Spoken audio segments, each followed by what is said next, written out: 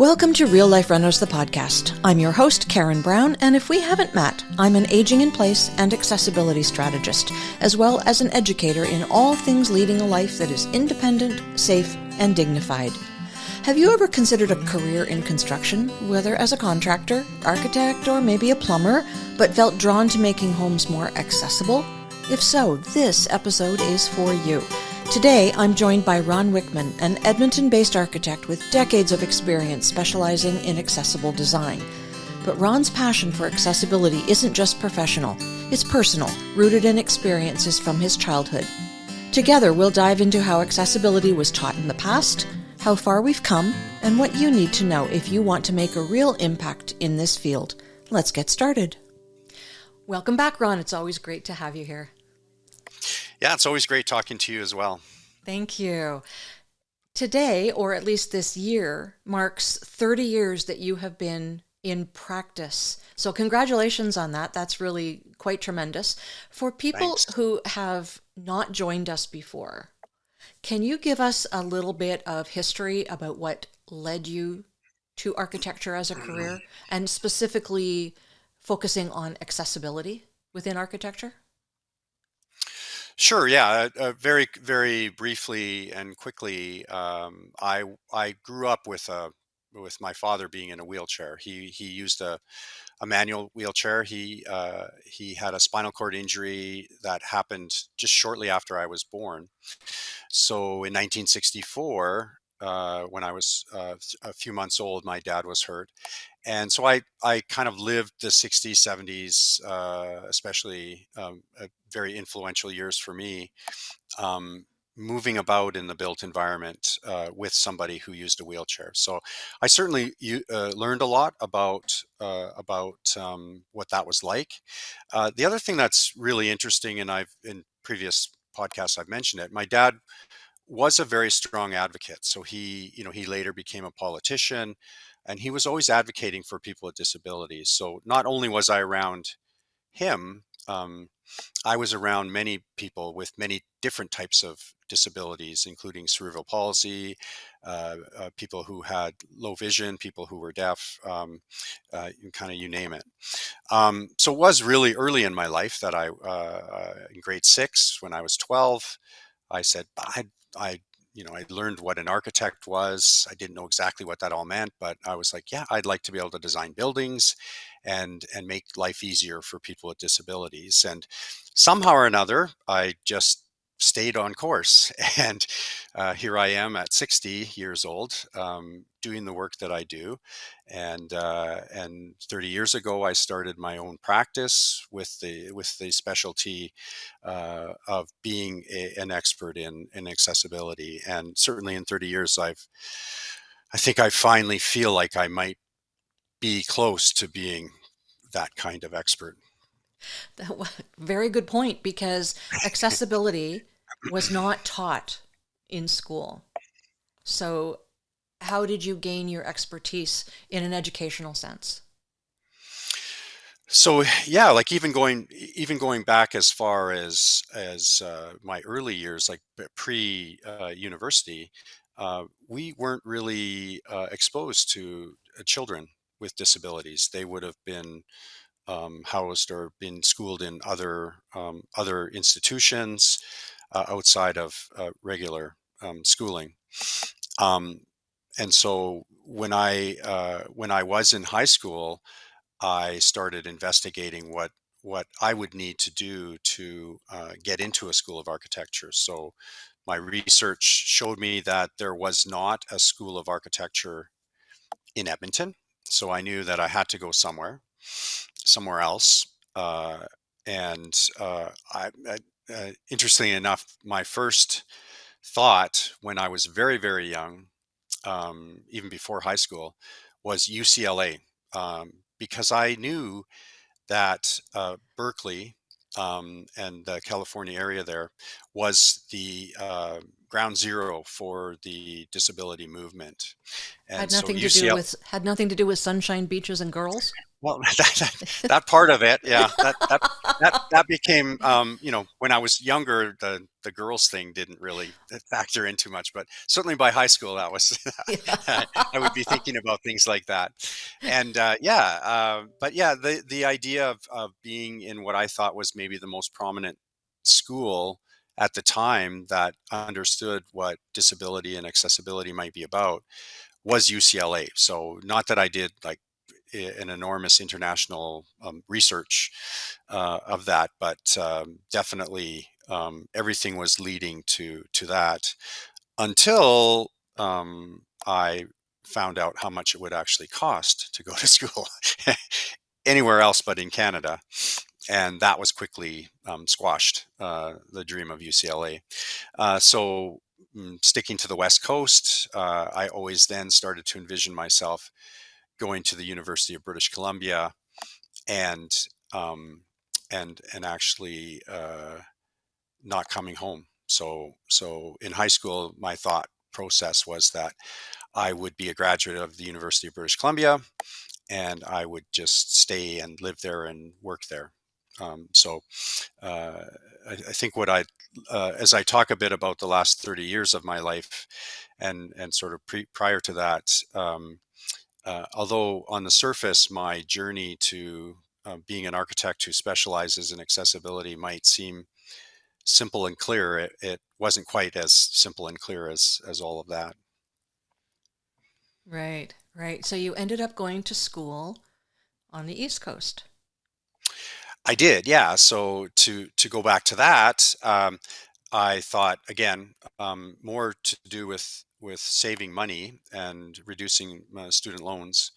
I got my undergraduate degree here in Edmonton. So to go to to go to UBC, you had to have a degree.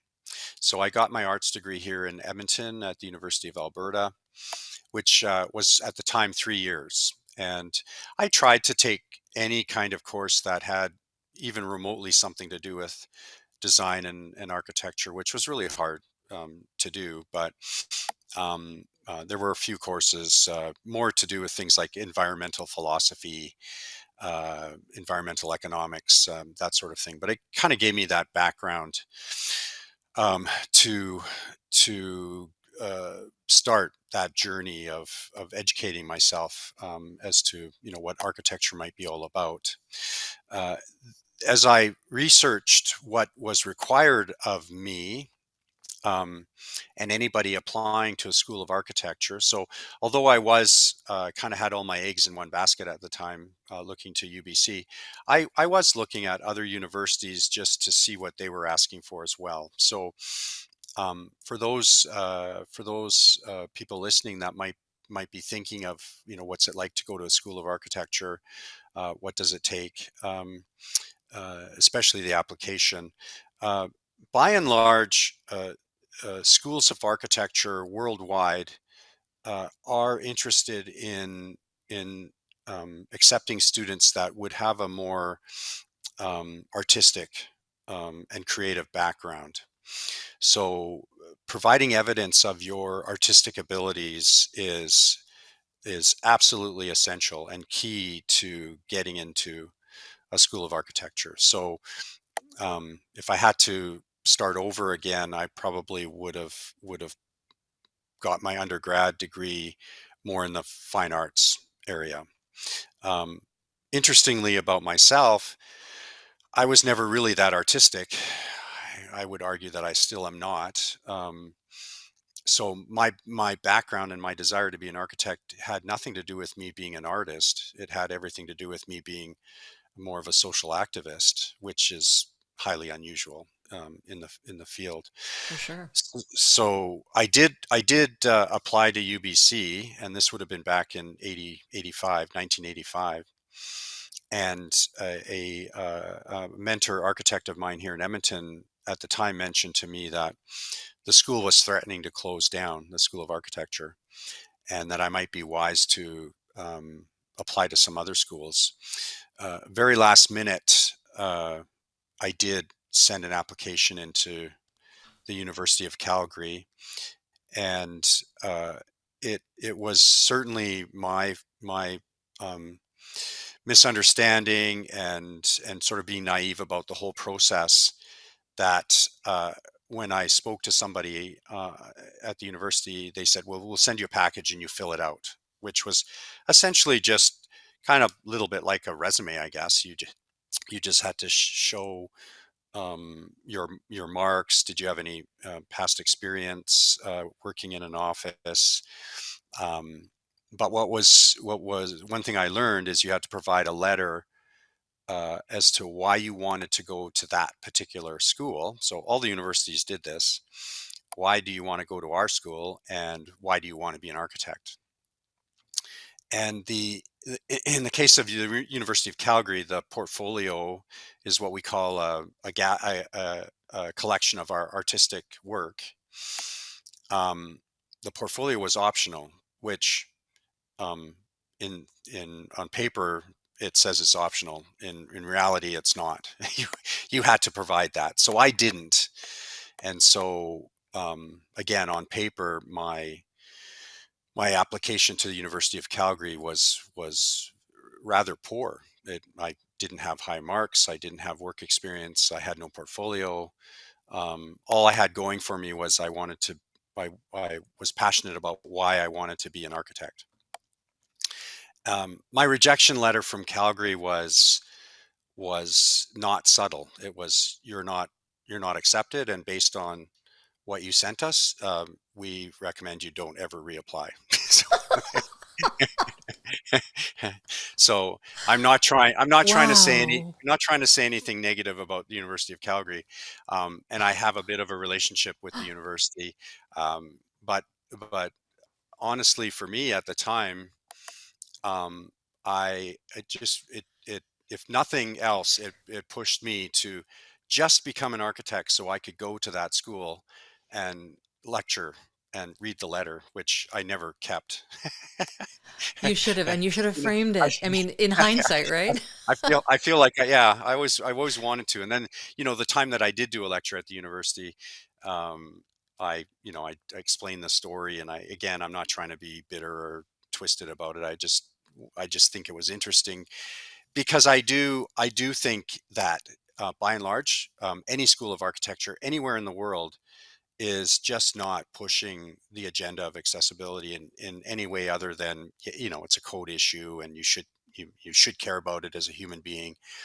But they don't even have the professor skill set to really help students understand what accessibility is truly about, right? So Right. worldwide, if you want to get into the design of accessibility, right now, it would be more industrial design institutions that would you'd be better served. But I wanted to be an architect. I wanted to look at the world more globally in terms of our urban environment, how we build cities, how we build communities, not just how we build a house, but how everything is a collection that is interdependent on everything else, right? So Right. it's fine that as somebody who's disabled, could live in a house, but what if your community is not accessible? What if you can't get to the rec center? What if you can't go shopping? What if you can't do this or that? Can't even go to work? Can't access public transportation? So it really was my background, growing up around my dad as an advocate, that helped me understand and appreciate that all of this is interconnected, and has value all on it, all as a collection of design elements. Right. Um, So you ended up down east, hmm and hmm what did they have going for them in terms of teaching accessibility? Nothing. Okay. but but having said that, there were a couple of really dynamite things about the university. So right now, just to be clear too, uh, Dalhousie houses the School of Architecture in Halifax. When I was going to the School of Architecture in Halifax, it actually was called the Technical University of Nova Scotia, or TUNS. I graduated in 1991, and it was about 1996, I think, somewhere around there, that Dalhousie took over the school. So I often when I meet young people and they ask me where I went to school, I usually say Halifax, and then they ask me, oh, Dalhousie, and then if I don't have really much time to talk, I just say yes. But if you want to really hear my story, then I'll tell you that technically I didn't go to the university, or didn't go to Dalhousie, right? So Probably depends uh, on their age as well, whether yeah, yeah, the exactly. context. Yeah, Yeah, yeah, yeah, yeah. yeah, yeah. Because sometimes I meet somebody more my age, and they're like, "Oh, you went to Tons," and I'm like, "Yeah." Finally. It'd be like if Calgary took over Edmonton one day and I had to call myself a Calgarian. I'm not sure how easy that would be. I'd want to still consider myself born and raised in Edmonton. So yeah, it was a little bit tricky. Um, but I loved the East Coast. I loved living in Halifax. It's a tremendous city. It's quite walkable. Good access to a lot of amenities that are kind of close to where you live. So living in Halifax taught me a lot compared to Edmonton, which is a bigger, sprawling city that you become really reliant on the car. So I really enjoyed being a student in Halifax and living there. The school also has a work program, so it's a 4-year program, but it's 3 semesters a year rather than two. So technically, in 4 years, you're doing 5 years of university, but one of those years would be spread out in two work terms. So a 4-month work term and then an 8-month work term. So for sure, by the time you're finished school, you've at least been exposed to 1 year of kind of real life working situation. And the Right. university has tremendous access to different parts of the world, previous graduates and so on. So you could find yourself in Norway or the Bahamas, or wherever there might be a potential to get work elsewhere. Is it And still set up that way? Like for it anybody is. who's Yep. looking to go to Yeah. architectural school now? Yeah. Yeah. It's Yes. still it's still it's still that way. Waterloo, it has a similar program, uh, and I think those might be the only two. I definitely could be wrong about that, but I do remember Waterloo having a work program as well. Some of the schools will take you straight out of high school, like Waterloo again. Um, yeah, so you get many applications. I think at the time that I applied, I'm sure it's probably higher today, but 1 in 4 in for the University of Halifax, or sorry, Tons, you had a 1 in 4 chance of getting in, and so there were quite a number of people that applied, and I look back at that time and I think to myself, somebody read my very passionate letter, because that's really all I had going for me, honestly. um, was a letter that said, I want to be an architect because I want to make the, you know, I would say I'm trying to make the world better for people with disabilities, but really the argument I'm trying to make, and I've always tried to make, is I'm just trying to make the world better for everybody. And if we can make it better for people with disabilities, then everybody else is just going to benefit from all of that, right? So Right. um, it's part of my issue today really is that I'm sometimes pigeonholed into this, like, disability advocate or disability, expert, and sometimes I'm not taken seriously as an architect and designer and urban planner and community planner. But I really Right. I really care about the environment. My work is very focused on sustainable issues and so on. So it's not just about ramps and accessible bathrooms, right? So Sure. But yeah. given that the school, tons, had nothing going for it in terms of teaching accessibility, how did you learn that piece? Other than your own personal experience, I mean, how would a young person who wants to go to architectural school for similar reasons, wants to get a handle on accessibility, how would they do it? Um, yeah, for me, uh, I obviously my professors knew that this was an important issue for me.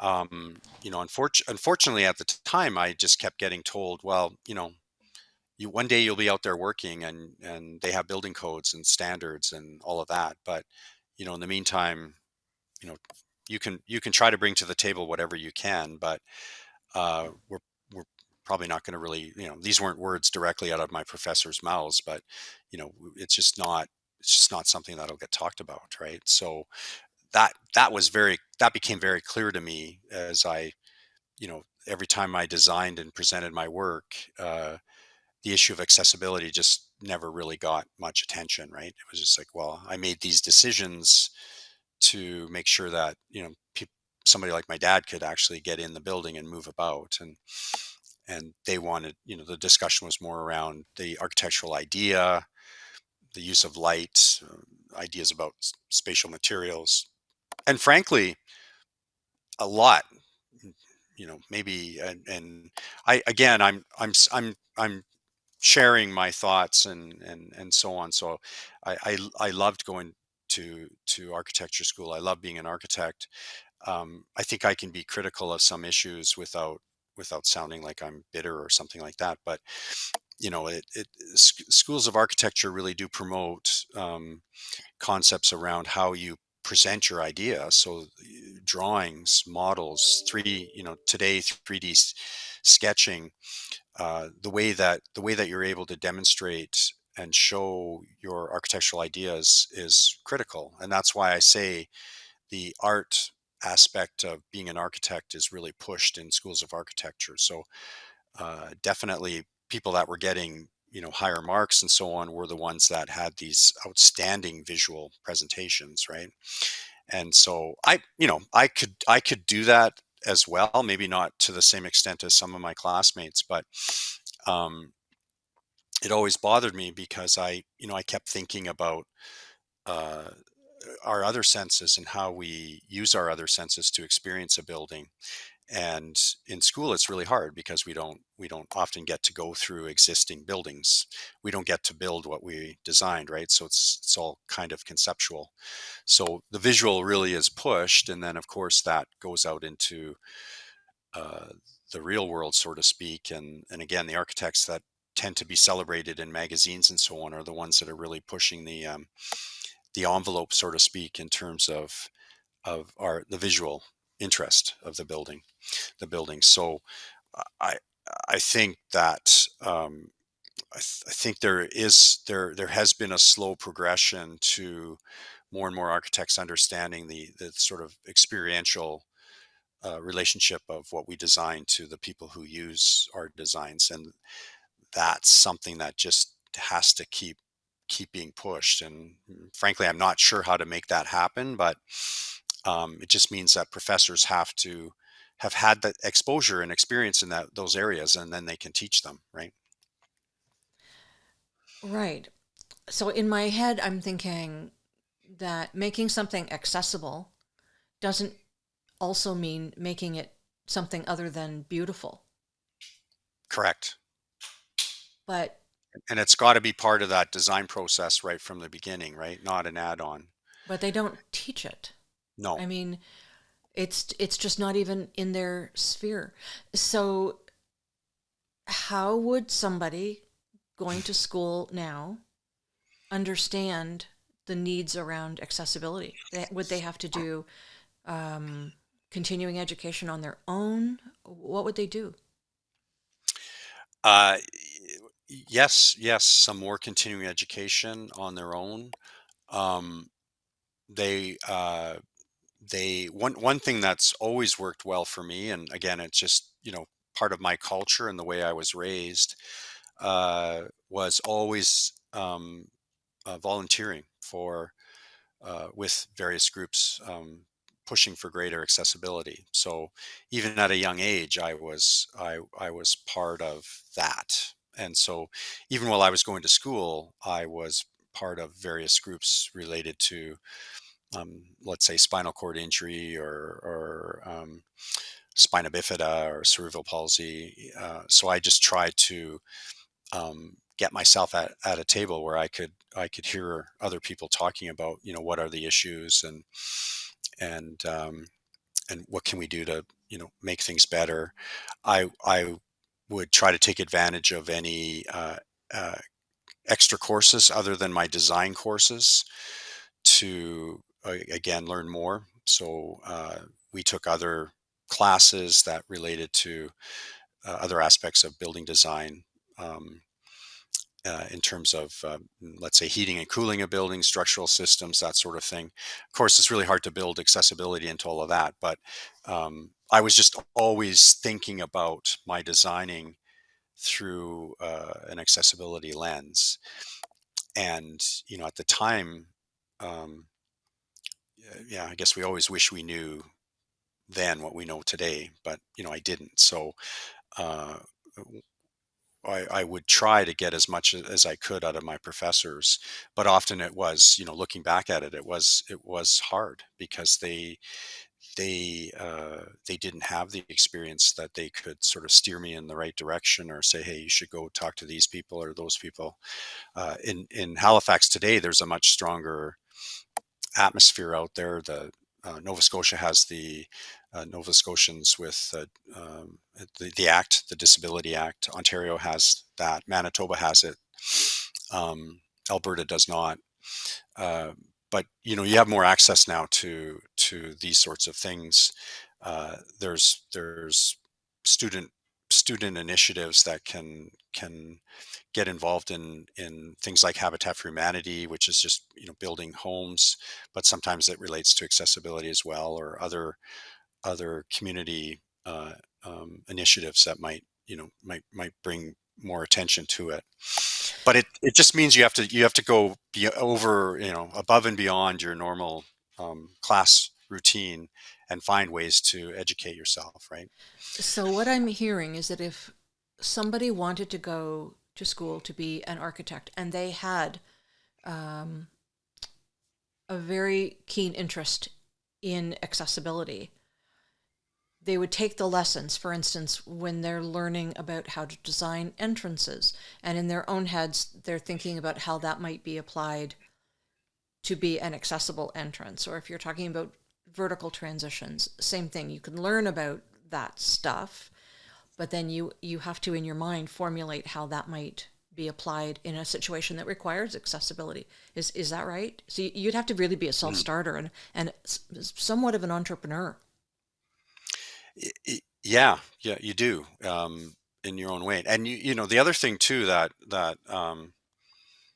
as somebody that hasn't always been super talkative, I was a pretty shy kid, right? And so pretty nervous in presenting my work and so on. But something I certainly learned in school is your better architects are ones that can really kind of, I don't want to say sell the job, but can really talk with authority and confidence, right? So confidence is a big part of it, and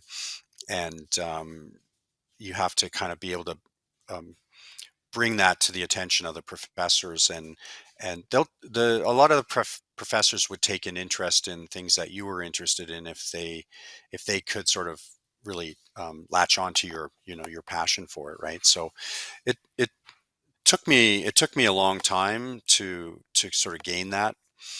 And there, by the time I finished school and I was working on my master's thesis project, I had found a couple of the professors that tended to be more helpful in the area that I wanted to be in. But again, when I was going to school, we hadn't started computer technology yet, so there was no computer drafting. Everything was hand drafting. There was no internet or anything like that. So it was really hard to like search things out, right? So you go to the library and you'd find books, and there wasn't a lot of information out there to find. Nowadays, it certainly from a research point of view, if you want to take the time, you can definitely do that, right? Like there's a lot of information out there, um, and there are way more experts out there too. So uh, don't hesitate to try to reach out to people. I certainly, I get, I get lots of uh, uh,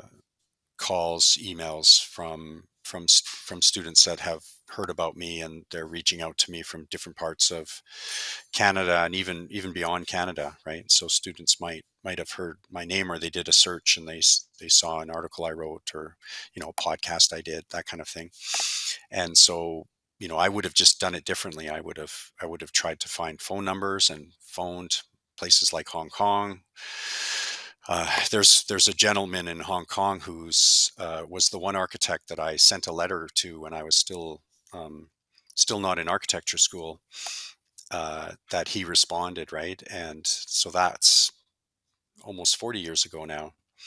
And he was like the only architect in the world that actually responded to me. And today we're working together on a project that he's heading in, creating new accessibility standards in Hong Kong. So all There these you years go. later, yeah. And so we recognize, because he has worldwide, he has a number of different experts, maybe about, I don't know, 10 or 12 of us from all over. Ireland is a particularly good country for accessibility. England is doing well. Australia is doing well. Japan, but Canada's actually one of those countries that is certainly near the top of accessibility issues. But every country kind of has their particular area that they're good at, right? Um, and so we're kind of learning from each other, and it's pretty amazing to share all the information that we can get, and from all our countries. So all these years later, I'm really finding that quite powerful. And if you were a student and you somehow figured out a way to tap into something like that, that would just be like gold for you. Um, Right. So it- all you want to be architects out there, be entrepreneurial and be bold, yes, absolutely. Yeah, right? And the yeah, same is true of trades. I know that you and I both spend a fair amount of time on any given project educating different trades about accessibility and why it matters and do this, not that, because they don't teach it in trade schools either. that's right. That's right. They Yeah. didn't then and they still don't. Yeah, we've certainly, for myself, it's probably easier in this day and age. But again, a lot of the trades are pretty seasoned, and they've been around at a time when accessibility just wasn't really thought much of, right? So it's certainly a challenge, and it's something that every job that I do and work on, I I try not just to tell the trades what to do, like just put the grab bar here. I tell them why the grab bar's there, and I try to explain how putting the grab bar there, so I'll sit on a chair or something and go, look, this is somebody sitting on the toilet. This is why we put this here. This is how they would reach it. So definitely, it takes more time on my part to be part of that education process. But I just think that person installing the grab bar is suddenly another another person out there that's I've given a bit of time to, that will start sharing it with other trades and other people. Hopefully, right? That would be the intent, and then Absolutely. it just spreads, right? The knowledge just starts to spread. Understanding the So, needs of the end users. And so I always try to take advantage of the time that I have with trades and so on to educate as much as possible. I feel that one thing that anyone who is working with customers would make themselves invaluable for is being able to have real conversations. Whether you're an architect or a contractor or any member of any trade, having those uncomfortable conversations about how the bathroom is used, how they want to do laundry, how they want to use the kitchen, how they want to get in and out of their house or their car, or just the why they do what they do and how they want to do it better. So boning up your customer service skills, if you will, or Yeah. you're getting rid of the shyness and being bold again and having those conversations with end users about what they do and why they do it is an education just in and of itself, Hmm. because no two people are going to be the same. Hmm. right? That's right. Yeah. You have those conversations with your clients. I know you do. Yeah. And that, and that goes beyond, well, not that I have very many clients that uh, uh, don't have disabilities, of, at least one family member. So, again, almost 100% of my projects are focused on at least one person in the family having a disability. But yeah, like any project I work on, I want that feedback, right? So I'm not inclined to want to tell my client, look, this is what you should do because it looks so awesome. This is like, I want to find out how it's going to work for them first. So tell me how you use the kitchen and where you want certain things, and then I'll use that to give you an effective design that functions really well for you, and I'm going to make it look pretty awesome too, right? Um, and that, frankly, that what looks awesome to one person may not be to the other. So you do residential work and you do something that your client loves, and then they go, yeah, but my neighbor came over and said that was kind of a dumb idea, you should have done it like this, right? So, or Uncle Joe came over and said, oh man, that architect doesn't know what they're doing. And so everybody has their opinions and all that kind of stuff. So if you're just relying on the visual, you'll never win, right? There's always going to be people that don't like what you've done visually. Why did they pick that color, or that texture, or whatever? um, but if your design process is always based on making it more effective for somebody that really requires that extra function. So I made this the way it is so somebody sitting in a wheelchair can reach it more easily, or somebody with low vision can see it more easily. All of a sudden, it's pretty hard for anybody to argue that that was a dumb idea, right? Because everything's about, so why did you pick that color? Well, there's color theory out there, so you try to pick a color that is easy to see. That's actually why I found this out a number of years ago. But yellow is one of the last colors that our aging eyes still sees, right? So that's why you often see yellow in our tactile warning tiles that you might see on your rapid transit, or at the top of stairs, or at curb ramps, that sort of thing. So, people have done the research, and yellow is there for a reason, not just because somebody decided yellow is their favorite color. So I love that. And I often thought, this is years ago and I'm not going to do it now. But I always thought, I should go back and get a PhD, and I would do my thesis based on what I just said, is like actually designing functional design that um, is about people with low vision. That was really something I was interested in. And then I thought, I kind of do that in work, so I don't really need a PhD to to really do the research on that. I can just I get enough clients that challenge me with those thoughts, right? And But those concepts. that's such an interesting piece of the conversation, though, because it's not just, oh, gee, I like the walls to be blue. Exactly. There's a reason. There's a why behind Hmm. it, and it has to do Yeah. directly with how Yeah. an individual will use that space. Yeah. And actually, like, taking that comment back to school, that separated the good students from the bad students. Is, if you could answer that question, why did you do this, why did you do it that way, why did you pick that color, why did you pick that texture, if you could answer the whys confidently and it made sense to the professors, that was your that was your line to an A. An A Right. plus, the gold medal for your, the best thesis. Like, the why was always what the professors were looking for. So you can't just go, I design it because I like it, I think it looks good, right? Like, okay, well, it doesn't look good to me, so D. Right. So that ability to talk with confidence and really be able to rationalize what you're doing, was how you did well in school, which makes absolute sense. That's how you should conduct yourself in the workforce as well. Really, that's how you should conduct yourself as a human being. You should be able to answer why you do and say the things you do and say. um, Often we don't, right? But in design, it's critical that we do things that um, aren't just for us. We're not artists in that sense, right? We're not just painting or doing a sculpture because we want to and we want to explore our own creativity. This is a public this is a public duty that we have to make sure it works for as many people as we can. And it just has always seemed a shame to me that we ignore the needs of people with disabilities. Right.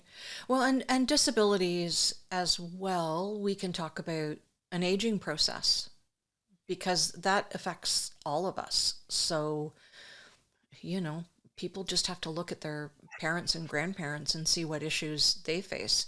But I mean, I'm Hmm. learning a lot in this conversation. So, people who want to be architects or go to a trade school because that's their passion or their path in life, do that.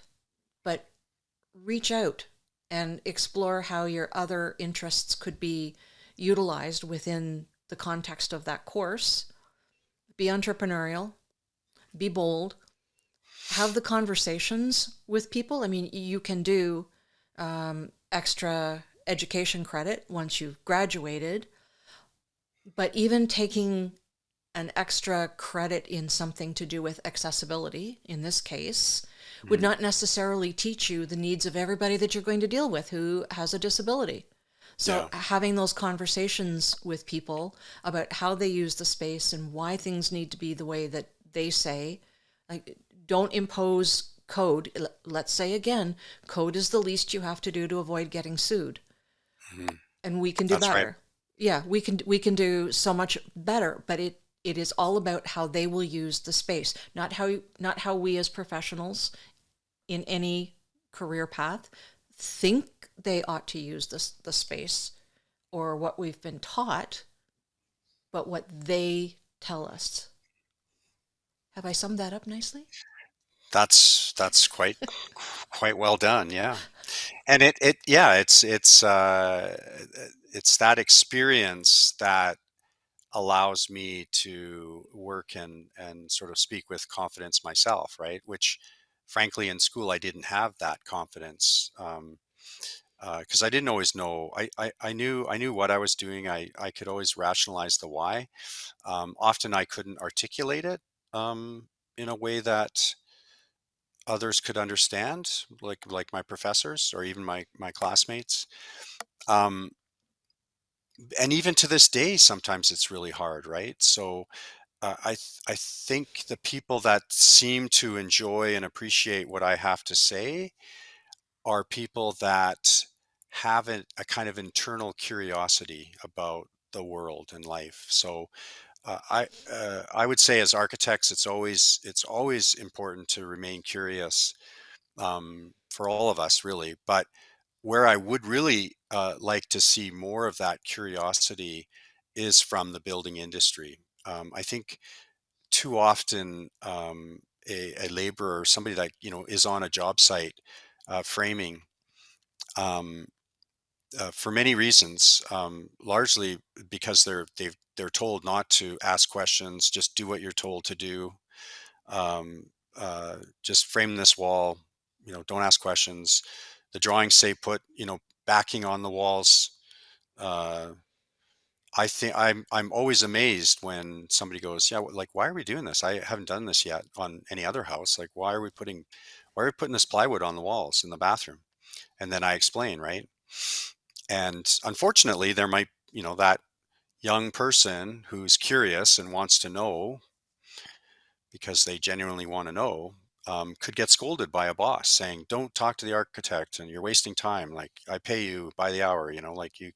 So you just don't want to see stuff like that, right? You want to see a community on a job site where everybody is collectively trying to get better at what they do and understand and appreciate what the goals are. And it comes to us as the architects. Often we're sort of at the head of that, right? And we have to help everybody understand and appreciate why those lines on that piece of paper are there and what they mean, and there are written instructions. Why did we say it that way, and like what's our intent? And if I can get people to understand why I'm doing what I'm doing and why I drew it that way and why I'm asking you to do it that way, um, the greatest joy for me is when I get somebody on the job site going, "Yeah, I'm thinking about what you did there, and what if we do this?" And I'm like, "Wow, that's amazing! Like I didn't think about that, but that's a great idea." And they're like, "Yeah, well, I framed something else, and this is how it. I just thought of that." And I'm like, "That's a great idea. Let's do it." Right. So that kind of stuff is certainly in the 30 years that there hasn't been much.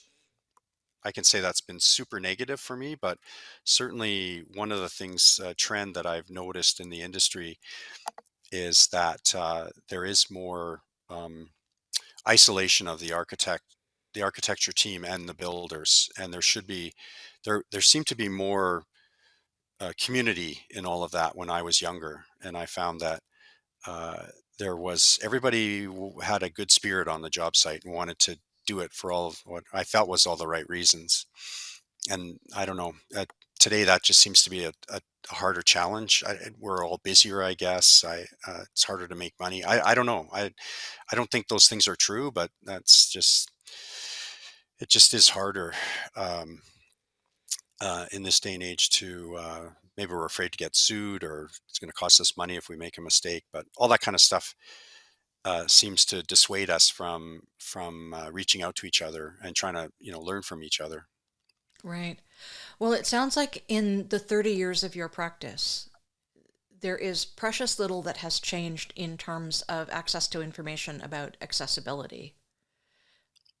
What has changed is the knowledge about accessibility that is everywhere, that Mm, people can access from anywhere on their computers. You don't have to write a letter anymore yeah. to somebody in Japan or call them, but Yeah. you can reach out, Yeah. to the Rons and the Karens and the studies, the universities. You can reach out, and there is so much learning that can be done that way, and there is an equal amount of learning that can be done just by talking with the end user. And Hmm. that's just maybe something that wasn't quite as dominant when you first went into practice.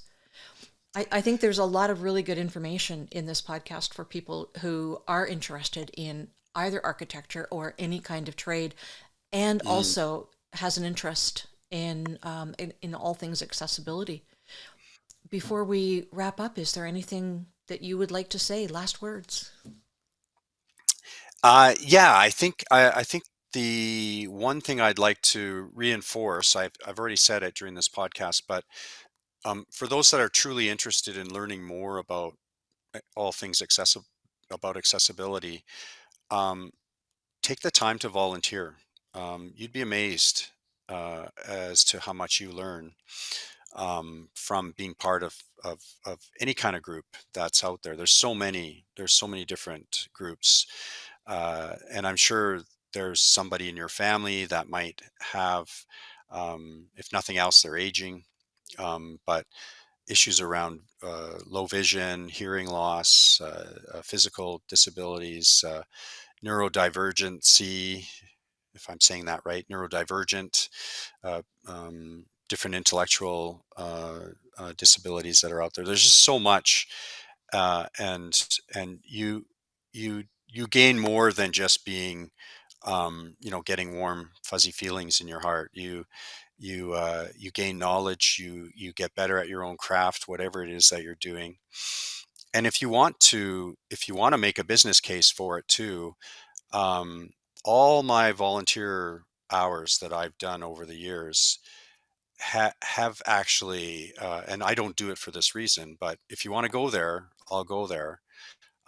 It's gotten me work, right? So it's not just that I do this. I do it with passion, but I recognize that I meet people, even talking to that builder, that sub trade that's putting the grab bar up. I explain to that person why the grab bar is where it is.